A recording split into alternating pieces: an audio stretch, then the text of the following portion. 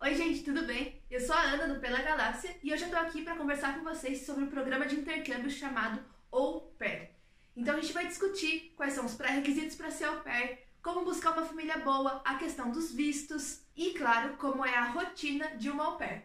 Vamos lá? O que é o programa de au pair?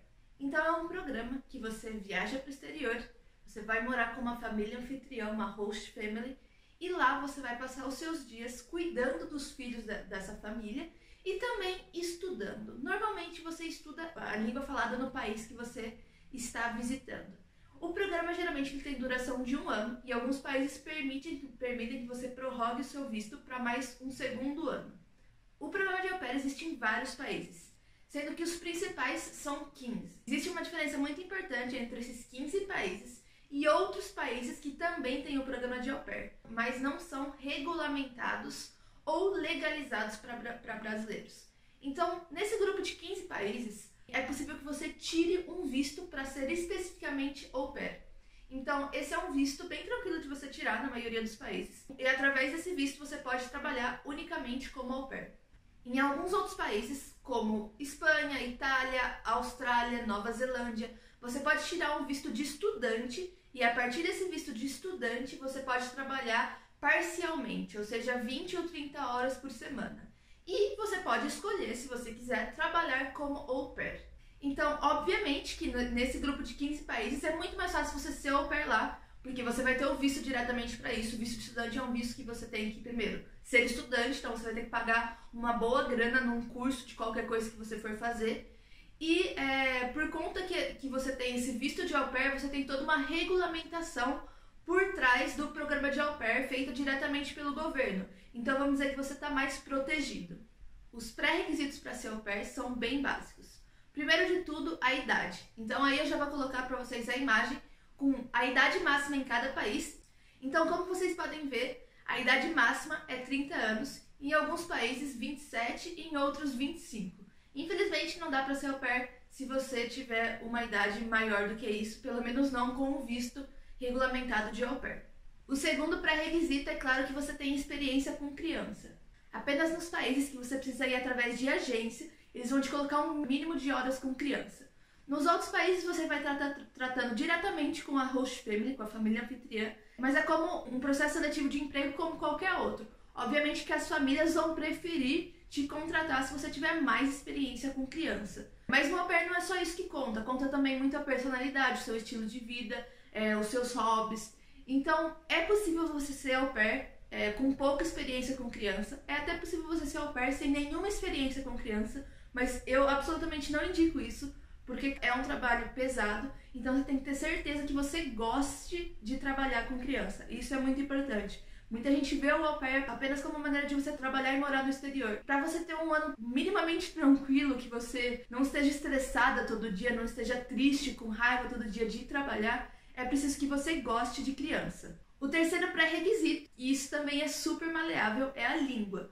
Então, alguns países eles vão te pedir um nível mínimo na língua falada naquele país. Então, na França, o francês, na Alemanha, o alemão, nos Estados Unidos, o inglês. Mas, em alguns países, você não precisa ter necessariamente, para aplicar para o visto de au pair, um nível mínimo da língua. Mas, obviamente, como eu disse antes, é um processo seletivo. Os pais vão escolher você ou não por conta de que você fale a língua ali, pelo menos no intermediário. E eu acho isso super importante, porque imagina que você está numa situação de emergência com a criança e você não consegue nem chamar uma ambulância porque você não conhece a língua local. Mas eu conheço sim pessoas que foram falando somente português porque foram para trabalhar em família de brasileiros. Então não é impossível caso você não fale outra língua, mas obviamente que o número de famílias disponíveis para você vai ser muito menor. Quarto pré-requisito, que também não é pré-requisito para todas as famílias, é você ter a carteira de motorista. Então, em alguns países, é mais comum que as famílias peçam a carteira de motorista aqui, em outros países. Por exemplo, Estados Unidos. Na verdade, acho que só os Estados Unidos que realmente eles pedem, a maioria da família pede. Em outros países é mais, depende de onde a família mora, de cidade. Na Europa, você tem uma rede de transporte público mais estabelecida. Então, fica mais fácil você depender de transporte público. E ainda nesse tema de transporte, algumas famílias, principalmente da Holanda, pedem que você saiba andar de bicicleta, porque o principal meio de transporte lá é a bicicleta e eles querem que você leve as crianças para a escola, leve para as atividades de bicicleta. Vamos então falar sobre o que interessa. Quanto uma pessoa ganha para ser au pair? O salário, obviamente, depende de cada país e depende também a carga horária. Então, quantas horas por semana você é obrigado a trabalhar? Vocês estão vendo aí na imagem, o país que tem a carga horária maior de todas é os Estados Unidos, que tem 45 horas. E o país com a menor carga horária é a Áustria, onde você trabalha somente 18 horas por semana. Dentro de cada país tem algumas regrinhas específicas, por exemplo, nos Estados Unidos você não pode trabalhar mais que 10 horas em um único dia. Ou em outros países você é obrigado a ter pelo menos 2 dias de folga por semana. Então isso é bem particular da regulamentação de cada país. Fora isso, o salário também varia bastante, mas ele é muito abaixo do salário mínimo de cada país, porque do salário mínimo você tem descontado o que a família estaria cobrando para te dar alimentação e acomodação, porque lembra, você vai morar com a família. Então, eles basicamente a conta que eles fazem é que eles pegam o salário mínimo, eles vão tirar aí entre 60% e 75% como se fosse o correspondente ao seu aluguel e a comida que a família vai te dar. A família é obrigada a te dar pelo menos 3 refeições todos os dias. Uma coisa importante em relação ao salário é que alguns países parece que tem o salário mais vantajoso, né? Mas vocês têm que levar em conta também o custo de vida daquele local. Então, por exemplo, Dinamarca tem um salário muito alto, Luxemburgo tem um salário muito alto, mas o custo de vida nesses países também é mais alto. Então, a gente não pode se iludir somente com um número, né, o valor do salário. Fora isso, claro, muita gente pergunta se você pode ter uma renda extra fora do au pair. Então, ou fazer babysitting, né, trabalhar de babá para outras famílias no finais de semana, ou, sei lá, trabalhar de garçonete, trabalhar através de aplicativo, Uber. Legalmente, você não pode ter nenhum outro tipo de trabalho a não ser o au pair. Mas tem muitas meninas, sim, que fazem hora extra, que trabalham com outras famílias ou buscam outros tipos de bicos para fazer uma graninha extra no horário que elas não estão trabalhando como au pair. Uma coisa que o pessoal sempre pergunta é se homem pode ser au pair.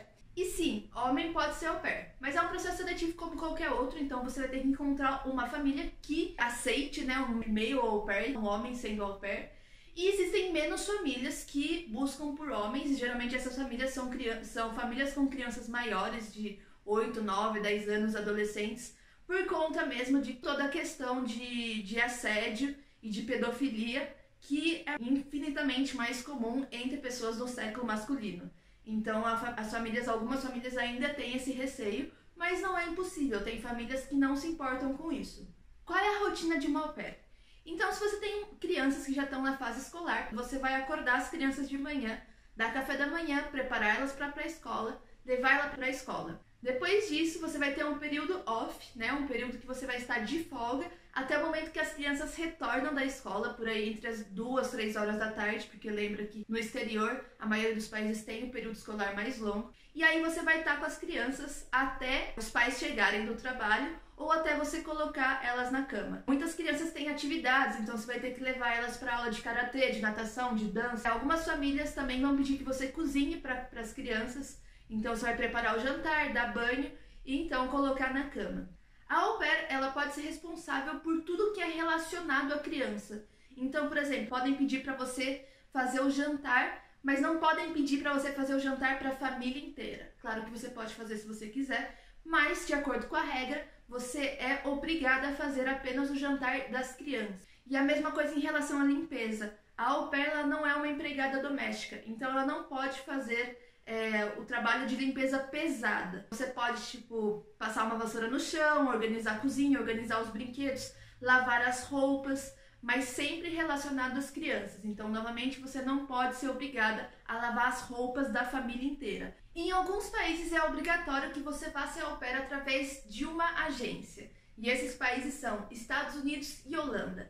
E em outros países não é obrigatório, mas se você quiser, você pode ir através de agência. Por exemplo, França, Alemanha, Bélgica, Luxemburgo, são países que existem agências que fazem esse trâmite de au pair, mas que não é obrigatório você ir através de uma agência. Existe um questionamento muito grande se é seguro você ir sem agência e se eu devo ir com agência, mesmo se o país não me obrigar. E a minha resposta particular é que não. A agência num país que não é obrigatório é apenas uma perda de dinheiro. você consegue fazer todo o trâmite, né, todo o trâmite do visto e o trâmite de buscar a família sozinha, sem precisar de apoio de ninguém. A internet tem muita informação sobre au pair, em blogs, em YouTube, Instagram e tudo mais, grupos de apoio no Facebook. Você consegue ir sozinha, buscar uma família sozinha e fazer o visto sozinha sem precisar de apoio de uma agência. Mas é seguro? Sim, é seguro porque você vai estar fazendo o seu visto através do governo. Então, quando você encontra uma host family, eles vão te passar todos os dados, né? Vocês vão preencher alguns formulários juntos e isso vai ser validado pelo governo. Então é isso que vai te dar uma certa segurança, porque ao validar esse documento com o governo, ele vai saber, ele vai verificar onde a sua família está morando, qual é o endereço e também, né, vai te dar o visto, o seu visto vai estar atrelado àquela família. Uma coisa importante é que existe também muito golpe na internet em relação ao au pair. Então você não deve jamais pagar nenhum tipo de quantia para nenhuma host family que te contactar. Qualquer tipo de dinheiro que você gastar em relação ao visto de au pair, você mesma vai ter que pagar diretamente para o consulado. Então, Ana, quanto que eu preciso investir para eu ser au pair? Obviamente que o preço varia muito entre países, mas vamos ter aí um exemplo dos Estados Unidos, que é um país que é obrigatório você ir com a agência, então você vai pagar a agência, e a agência, além de te dar todo o suporte, te dá a plataforma para você buscar as famílias, ela também vai te pagar o seu voo de ida e o seu voo de volta para chegar nos Estados Unidos. Já um outro exemplo, vindo da Europa, de um país que não é obrigatório você ir com a agência, é em Luxemburgo, onde eu fui au pair em 2017. Então esses foram os gastos que eu tive. Eu não paguei nada do visto, mas eu tive que pagar tradução de documentos, então eu tive que traduzir o meu histórico escolar e a minha certidão de nascimento. E eu também tive que fazer o apostilamento desses documentos, que é como se fosse fazer o reconhecimento no cartório. E esse apostilamento, ele varia de preço de acordo com o cartório. Então essa é mais ou menos uma estimativa quanto eu gastei para ser au pair em Luxemburgo. Obviamente que em outros países você vai ter outros tipos de gastos, mas o visto de au pair não costuma ser cobrado e os documentos que você tem que traduzir também não costumam ser muito caros. Então você pode colocar aí que você vai gastar no máximo uns 1.000 euros, $1.000 com todos os trâmites em relação a ser au pair. Além disso, uma coisa que eu não coloquei nessa conta é que é sempre bom você levar um pouquinho de dinheiro para a primeira semana ou para o primeiro mês que você vai estar no país, você não vai ter recebido ainda. Mas Ana, se eu não for por agência, como é que eu vou encontrar uma família? Existem alguns sites dedicados a conectar host families com au pairs. O mais famoso deles é o Au Pair World, que é um site que funciona para vários países e é totalmente gratuito. Então você pode criar o seu perfil lá, dediquem aí um tempo para criar o perfil, colocar foto, contar das suas experiências e também, se possível, colocar um vídeo, né? Porque isso atrai a atenção da host family. Existem alguns outros sites, por exemplo, aupair.com, que são menores, mas ainda assim você encontra famílias lá. Existem também sites particulares para cada país, então isso vocês têm que buscar dependendo do país que vocês quiserem ir ser au pair. Existem sites específicos para aqueles países. Além disso, uma coisa que cresceu nos últimos anos são os grupos de Facebook. Então existem, por exemplo, grupos do tipo Au Pair in France, Au Pair in Belgium, Au Pair in the Netherlands. E lá as famílias postam com o perfil dela buscando au pairs. Além disso, ainda no Facebook, existem grupos brasileiros de apoio para as au pairs. Por exemplo, o Au Pair Grupão e o Au Pair na Europa. Então, nesse grupo, você vai estar em contato com ou meninas que já são au pair ou meninas que estão fazendo o processo para ser au pair. Então, é um ótimo grupo para troca de informação e para tirar as dúvidas que vocês possam ter em relação a esse processo. Ana, e se eu encontrar uma família, a gente fizer o visto tudo certinho, eu for para lá e quando eu chegar lá, eu estiver infeliz ou o serviço que eles me falaram que eu ia fazer não tem nada a ver com o que eu tô realmente fazendo? Nesse caso, você pode entrar em rematch. Então, o rematch é quando você vai se desligar de uma família e buscar uma outra família para, então, continuar o seu ano de au pair. Quando você vai através de uma agência, a agência ela vai te auxiliar nesse processo. Mas se você for sem agência, para os países que ou não tem agência ou que não é obrigatório, você pode fazer todo esse processo sozinha. Eu sempre aconselho primeiro você encontrar uma família nova e depois você pedir o rematch, tá? Mas você não é obrigado a ficar com a mesma família por um ano completo se a família estiver desrespeitando alguma regra do programa. E existem, claro, alguns truquezinhos para você saber se a família é perigo ou não antes de você chegar lá. Então, quando você estiver conversando com a família, existem algumas perguntas que você pode fazer para identificar se a família é perigo ou não e se você vai ter um bom ano ou não. A primeira é você perguntar como a família educa as crianças. Então você pergunta se a sua criança faz alguma coisa que não é aceitável, ou se a sua criança está se comportando mal. Qual é o procedimento que vocês fazem, qual técnica que vocês usam. E aí você já pode entender se os pais são pais permissivos, que mimam as crianças ou não. Isso já pode ser um indicativo. O segundo, claro, é você perguntar qual vai ser o seu schedule, quais serão os seus horários. Vou trabalhar só de manhã, vou trabalhar de manhã e à tarde, vou trabalhar à tarde e à noite, que horas que eu fico off, que horas eu termino, que eu paro de trabalhar. Trabalho final de semana, isso é muito importante. Busquem famílias que não tenham que trabalhar ao final de semana, porque a rotina de au pair é uma rotina muito pesada, porque você está trabalhando com criança, e criança é um amor, até que você tem que trabalhar com elas durante muitas horas seguidas, e são seres humanos, então eles têm dias bons, têm dias ruins, então é um trabalho que causa assim muito estresse, e além de tudo isso você vai estar morando no lugar que você trabalha. Então isso também já causa um estresse a mais. Ter o final de semana off, né, o final de semana de folga, é muito importante para você poder buscar amigos e socializar. O mundo funciona com os finais de semana de folga. A maioria das pessoas tem as folgas no final de semana. Então, para você poder criar ali uma rede de amizades, para você poder se divertir, o mais provável é que as coisas aconteçam no final de semana. Então, é muito importante ter o final de semana off para a sua sanidade mental, assim dizendo.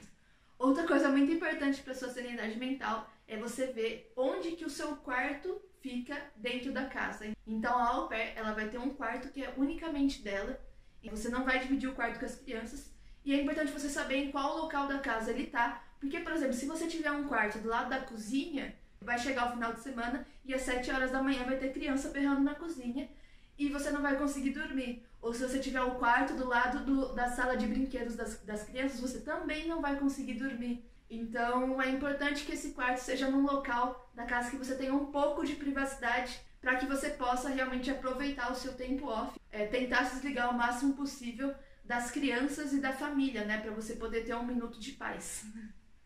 Outra coisa muito importante para você perguntar é se você terá direito a carro, se a família vai te emprestar um carro para você poder dirigir, não só as crianças, mas também no seu tempo off. Porque as famílias moram em zonas praticamente rurais, né? Por exemplo, nos Estados Unidos a gente tem muito a questão do subúrbio. Então são lugares que você não consegue fazer nada sem ter um carro.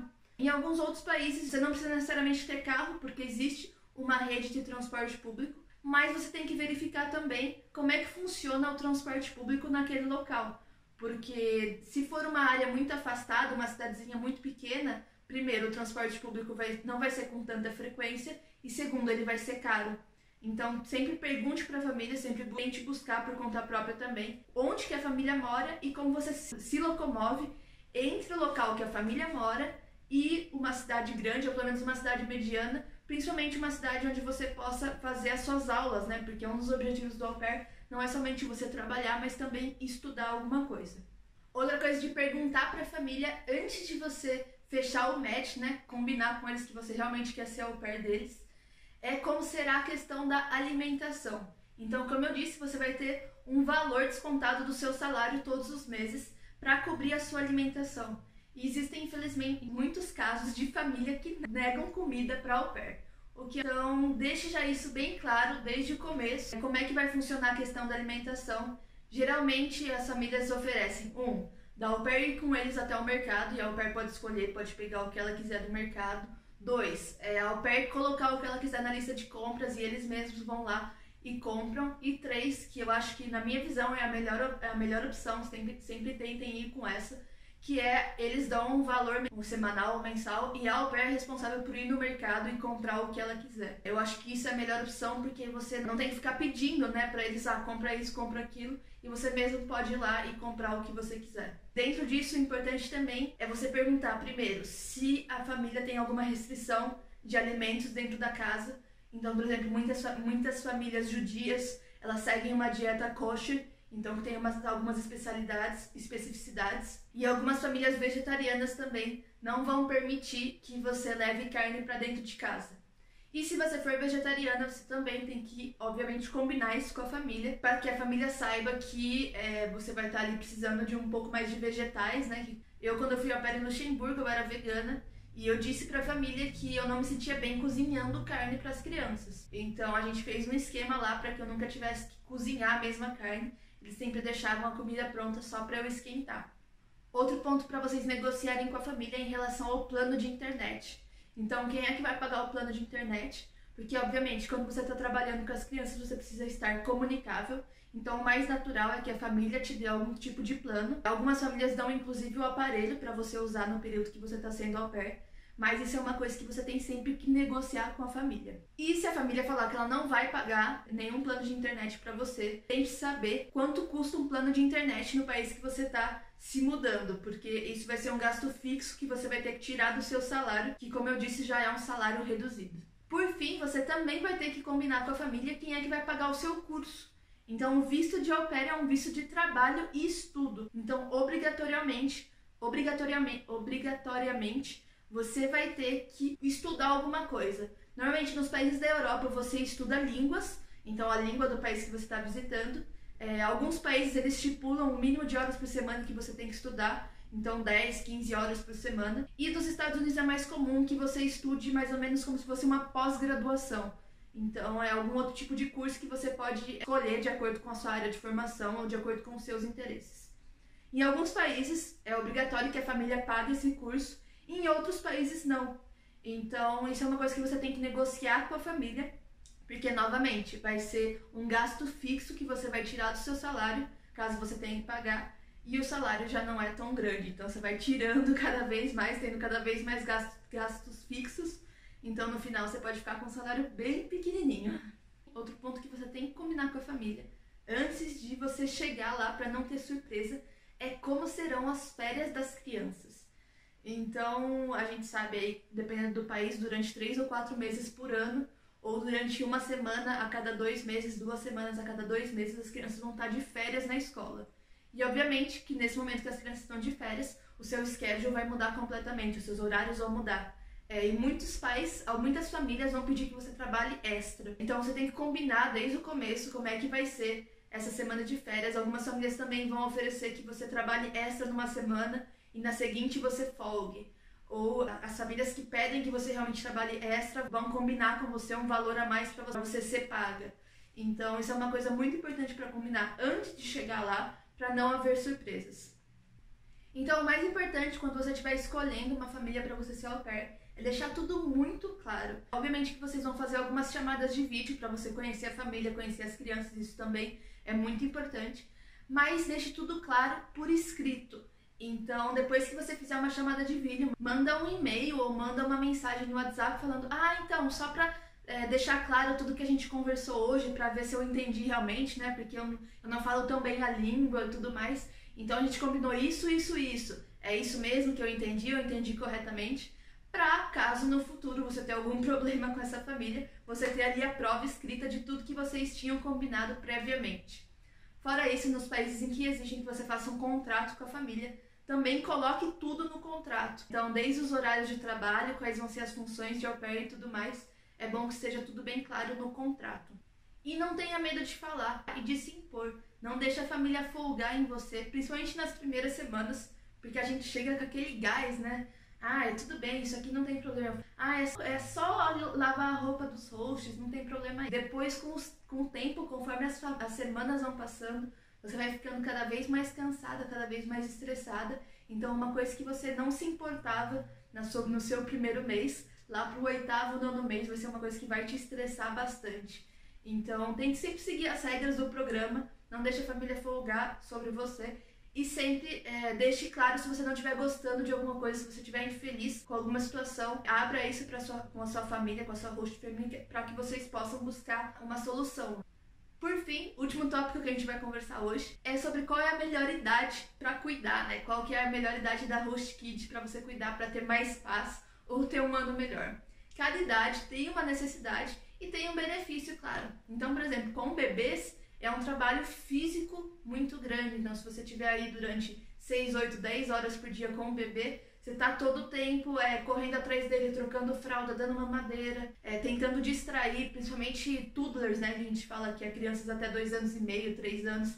Você tem que ficar atenta com eles o tempo todo, porque eles se machucam. Por outro lado, você não vai ter uma criança que é mal educada ou que é mimada. Então é mais fácil você manipular, né? Eles são mais maleáveis para você educar eles de uma maneira que os seus dias sejam mais tranquilos. Depois dessa idade dos bebês, a partir de 2, 3 anos até uns 6, 7 anos, são crianças que demandam muita atenção.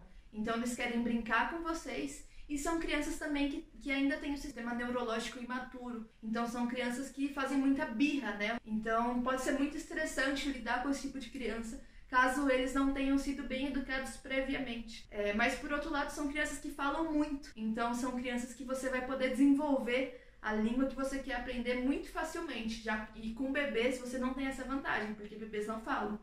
Então, para quem está indo para aprender uma língua, é bom evitar de cuidar de bebê por conta disso. E aí, depois dessa idade, né, a partir de 8, 9 anos, eles já são aquele pré-adolescentes, ou mesmo adolescentes, uma au pair pode cuidar de crianças de até 16, 17 anos. Geralmente aí o serviço é mais dirigir eles para as atividades, dirigir eles para a casa dos amigos. E nessa idade tem a rebeldia, né? Então, novamente, dependendo da educação da criança, você pode ter muitos problemas com crianças dessa idade. E vai depender muito da conexão que você tem com essas crianças. Se você vai poder conversar com eles, né? Se vocês vão ficar amigos, ou se vai ser realmente só uma relação profissional entre au pair e host kids. Então, cada idade tem o seu benefício e a sua desvantagem. Não tem a melhor idade, mas você tem que levar algumas coisas em mente quando você estiver escolhendo uma família. E principalmente, cuidado com o número de crianças da família, tá? Porque cuidar de 2 ou 3 crianças ali no máximo, em um dia, uma semana, é tranquilo. Mas como eu disse, o programa de au pair dura 1 ano. Então, com o passar do tempo, pode ser que fique muito cansativo. Eu, quando eu fui au pair, eu já trabalhava com crianças há muito tempo. Só que eu trabalhava fora do contexto da casa, né? Do contexto do lar. Trabalhava em escolas, em acampamentos, em festa de aniversário, esse tipo de coisa. E obviamente que a dinâmica muda completamente. Então não se enganem de pensar como eu pensava de na escola eu dou conta de 30 crianças e não tem problema. Não, porque no lar as crianças se comportam de maneiras diferentes e a rotina é diferente também. Bom, era isso que eu tinha para falar sobre au pair. Talvez vocês tenham até ficado um pouco com medo, né, do programa de au pair, porque eu fiz várias ressalvas em relação da família. Mas a questão é que a sua experiência vai depender principalmente de como vai ser a sua família. Então é muito importante você ter a paciência e não ser tão ansiosa, né, de fechar o match com qualquer um. Conversar muito com a família, tirar todas as dúvidas para que não haja nenhuma surpresa. O programa de au pair é um programa muito bom, pois através dele você pode não só morar em outro local, mas trabalhar, né, ganhar dinheiro e também, claro, estudar. Mas eu não vou ser Alice, como a gente costuma dizer no dialeto das au pairs, né? Alice é aquela pessoa que é encantada com tudo, que é ingênua. Não vou ser Alice de dizer que o programa é 1000 maravilhas. Trabalhar com criança o dia inteiro, durante várias horas por dia, é muito cansativo mesmo se você ama criança, se você ama trabalhar com crianças. Morar com seus chefes também é uma questão que é um pouco delicada, dependendo muito da sua personalidade, claro, da personalidade da família, mas você não tem muita privacidade, você não tem como se desligar, né? Tipo, você termina o seu trabalho, chega em casa, não, você mora no trabalho. Então, ao longo dos meses, pode ser cansativo, mas escolher uma boa família é a garantia que você tem de que você fará um bom ano. Eu já fui au pair 2 vezes, tô indo aí talvez para a 3ª depois que acabar tudo isso da pandemia. E as 2 vezes eu tive experiências muito boas. Na primeira família a gente era bem alinhado, eles eram muito gentis e me tratavam com respeito. As crianças eram um pouquinho mais complicadas porque elas tinham algumas especificidades de desenvolvimento. Na segunda família já foi tudo muito mais tranquilo, porque, claro, eu já estava calejada da primeira experiência, eu já sabia o que eu estava buscando. Entre essas 2 famílias, na primeira eu cuidei de um bebê e de 2 meninos de 4 e 6 anos. Na segunda família eu cuidei de 2 meninos também, de 6 e 9 anos. Então eu já cuidei de várias idades. E como eu disse, cada uma tem a sua vantagem e desvantagem. Eu preciso pesar o que você está buscando desse intercâmbio e o que é melhor para você, claro. Espero ter ajudado. E eu vou deixar o meu Instagram para vocês pela Galáxia. Se vocês tiverem mais alguma dúvida, podem me escrever. Tchau!